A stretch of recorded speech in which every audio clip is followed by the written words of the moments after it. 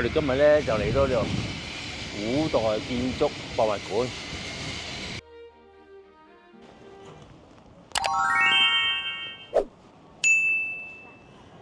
呢個古代建築啊，咁啊呢個其中一個館啦。呢個係因為呢度呢個有燈啊，所以影下先。哇！佢嗰啲建築咧就係咁咯。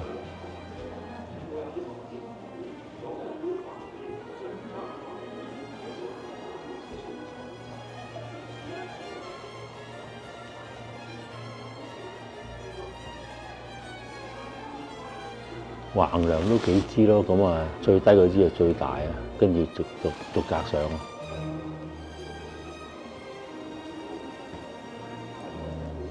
我哋依家去拜殿，咁拜殿嘅建築咧都係差唔多噶啦。啲梁啊就係粗幼咁樣咯，再幼啲咁樣。但係呢度咧有一個位係有條龍喺度啊。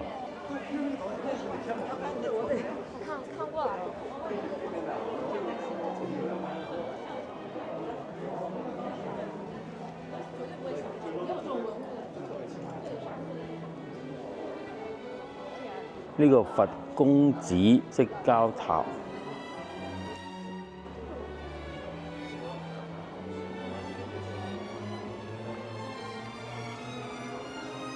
我而家行緊去太歲殿啊，成個環境就係咁啊！哇！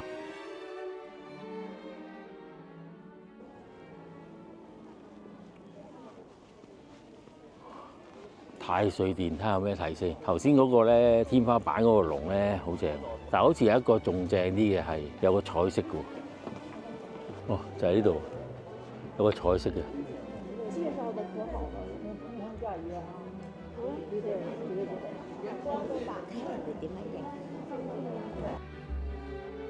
呢啲又係冇釘嘅，入榫位、入榫造成嘅。咁呢啲係應該大師傅先做得㗎啦，因為呢個係一入錯咗咧，個榫位啊就入唔到啊，或者鬆啲咧就個結構嘅問題啊。我呢個梁頂咧嗰啲仙人啊、龍啊、風啊，咁佢都有咩嘅鳳啊，就係吉祥富貴咯。咁啊獅子就係驅魔、辟邪啊、護法嗰啲。海馬、天馬、鴨魚啊，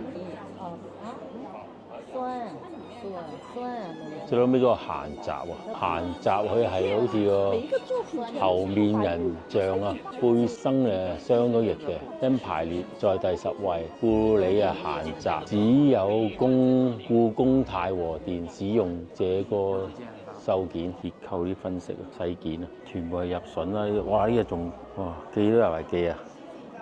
哇！呢啲木刨啊，木刨都有咁啊〜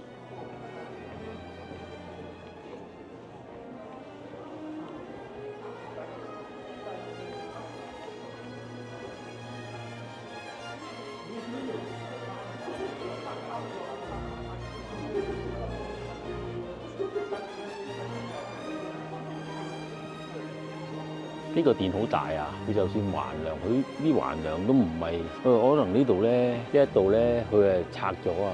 呢兩條咁啊，因為有啲建築物，咁啊呢度都係呢邊都係拆咗嘅，咁啊所以咧呢度啊少咗兩條。你睇翻呢度咧，佢係呢兩條係最粗呢條啦，最粗呢條啦，跟住呢條係第二粗啦，跟住呢啲係第二粗，又再粗啲喎，同第一粗係差唔多。咁就前面呢條咧就係主梁咯。後邊嗰條咧就幼啲嘅，哇！呢度好高啊，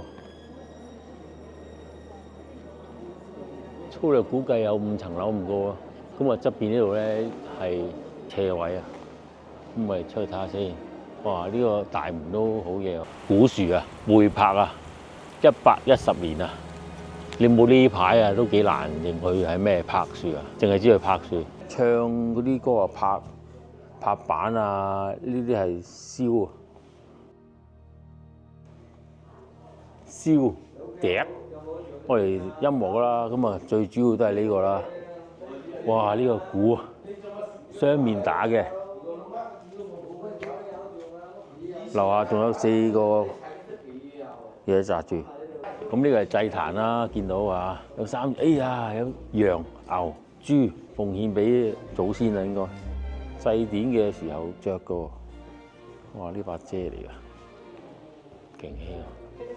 清帝親耕嘅時候咧，就着呢啲啊衫落田。當然呢個係複製品啦，但係着咗呢件衫點樣耕田咧？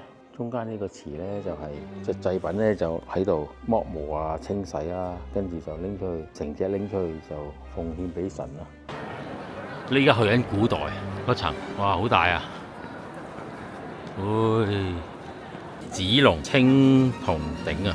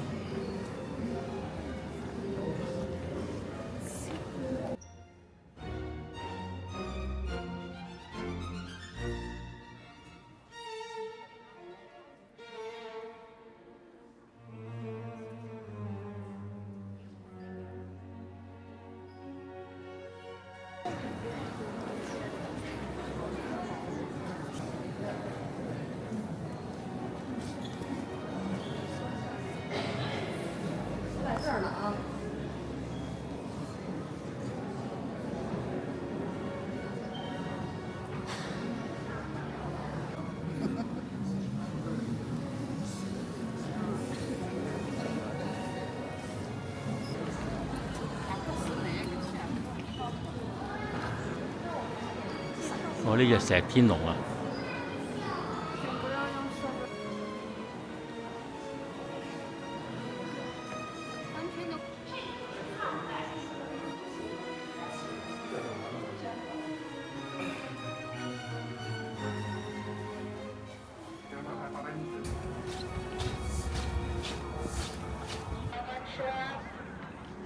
現在係夜晚8點幾，咁我哋而家係咁我哋去天津再住2晚，跟住就翻嚟北京㗎啦。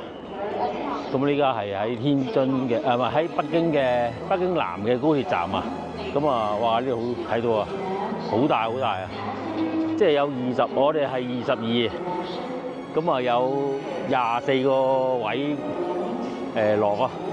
咁啊，即係好隨意嘅，咁啊，哇！即係都好大啦，哇！即係由嗰度，我諗下先，睇下先。呢度有一個即係政府大球場咁大㗎啦，可能大個都唔出奇啊！真係。好，我哋過去天津站再講，好快到咗天津啦，已經用咗大約半個鐘頭到啦。咁啊，到咗天津，去行呢個京津高速啊。咁我而家係出去我哋住嘅地方，大約10分鐘到啦。聽日先至再見啦，拜拜。高鐵站出咗少少，有個打卡點，係得大鐘嘅咋，其他啲裝飾嚟嘅。哇！我哋要過橋啊嚇，過橋之前就要睇下有冇嘢睇先，有啊。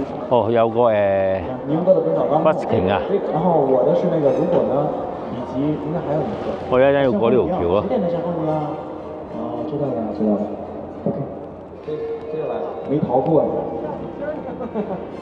哇，感覺好正啊！你哋大家千祈唔好着啲新鞋過嚟啊！我而家隻鞋咧已經係爛咗㗎啦。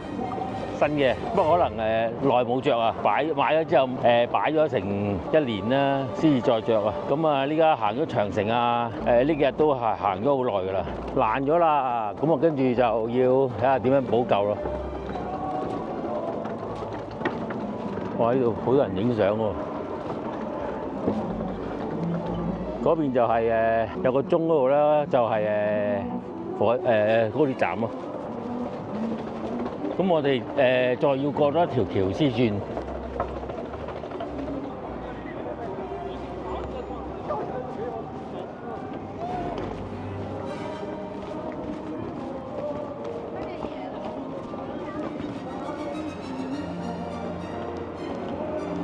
我發覺原來咧係兩邊都有人 busking 喎。咁啊，嗰邊好似人多啲，呢邊就少人，呢度直去，呢邊就人少啲，嗰邊就多人啲。哇！大條橋靚喎，真係